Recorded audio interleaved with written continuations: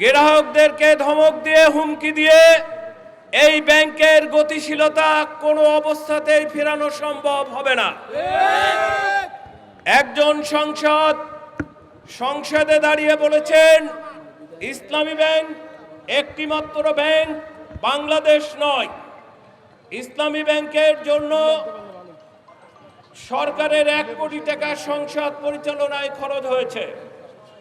এই সচেতন সংসদ যখন 82,000 কোটি টাকা লুট হয়ে যাচ্ছে এবং সেই লুটের ভাগ নিয়ে ওনাদের নেতৃবৃন্দ যখন স্বীকৃত ধিক্কৃত ব্যাংক ডাকাতের পক্ষে অবস্থান নিচ্ছে, তখন ওনার বিবেক ওনাকে কথা বলতে বাধ্য করেনি। এর থেকে দুঃখের আর কি হতে পারে? ব্যাংক নিয়ে অপপ্রচার, গুজব ও বিভ্রান্তি ছড়িয়ে জনমনে আতঙ্ক সৃষ্টি করা বন্ধ করতে হবে।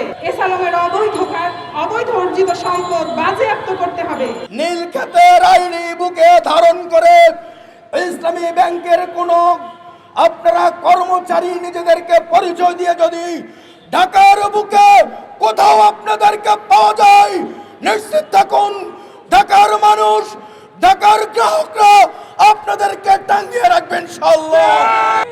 আমরা শুনেছি আপনারা আবার নতুন করে নাকি ঢাকা আসার পায়তারা করতেছেন। আপনাদেরকে আমরা সচেতন গ্রাহকরা বলে দিতে চাই, দয়া করে ইসলামী ব্যাংকের সামনে আর কোনদিন পা রাখার চেষ্টা করবেন না। তাহলে আপনাদের পায়ের দায়িত্ব কিন্তু আপনাদের প্রভু এসালমকে নিতে হবে।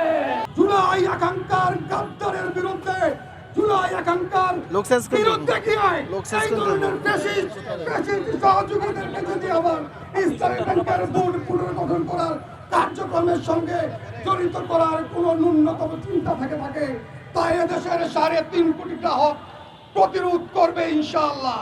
ইসলামী ব্যাংকের বিরুদ্ধে অপপ্রচার চলছে। এসালমের যে সমস্ত অবৈধ নিয়োগকৃত ব্যক্তি রয়েছেন তারা পরিকল্পিতভাবে অপপ্রচার চালাচ্ছে।